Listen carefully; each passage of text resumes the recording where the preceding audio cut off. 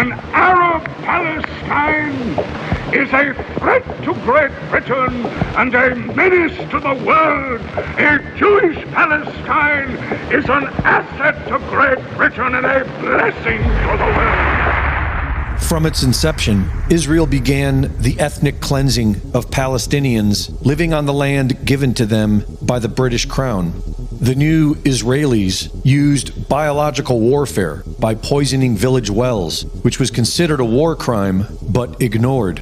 In the early 1970s, Israel supplied weapons and intelligence to aid South Africa's apartheid movement in return for weapons-grade uranium. In 1982, thousands of Palestinians were executed in Israeli-run refugee camps, and the UN General Assembly labeled it an act of genocide.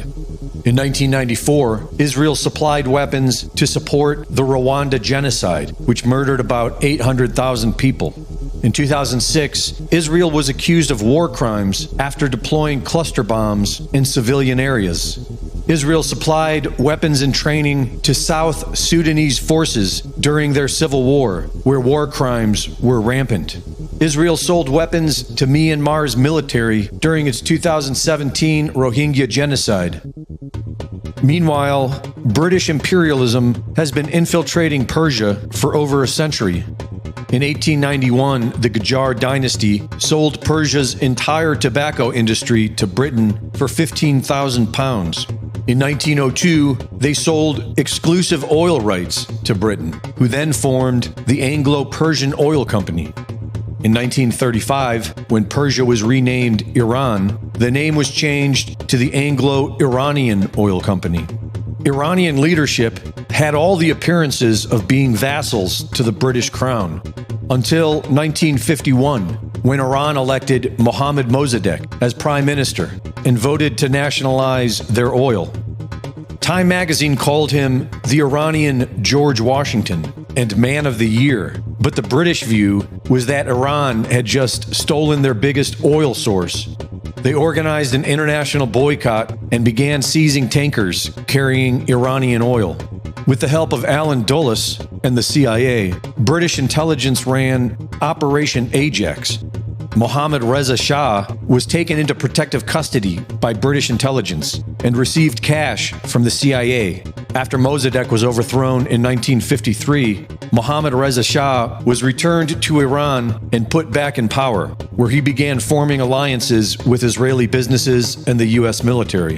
In 1954, the Anglo-Iranian Oil Company became the British Petroleum Company, or BP, and Mohammad Reza Shah was seen as a puppet of the crown. But things changed. The Shah became critical of Israel after their 1967 war crimes, and by the 1970s, the Shah had initiated the formation of the Organization of the Petroleum Exporting Countries, OPEC, and openly planned to terminate the 1954 Consortium Agreement, which provided Western oil companies 50% ownership of Iranian oil. The Shah officially gave an ultimatum that the Consortium Agreement would be terminated in 1979. But by 1979, the Iranian Revolution was led by the Ayatollah Khomeini, who was accused a year prior of being a British agent. And the 1954 Consortium Agreement was nullified by the Islamic Republic. This marked the end of Western control over Iran's oil and the beginning of Iran becoming public enemy number one in the West. After 9/11, Iran became the final target in the U.S. military's long series of destabilizing governments. They are now in the crosshairs, and Reza Pahlavi, the crown prince of the Pahlavi dynasty, puppet to the British crown and Zionist, is being sold to the people as a new leader. Greg Reese reporting.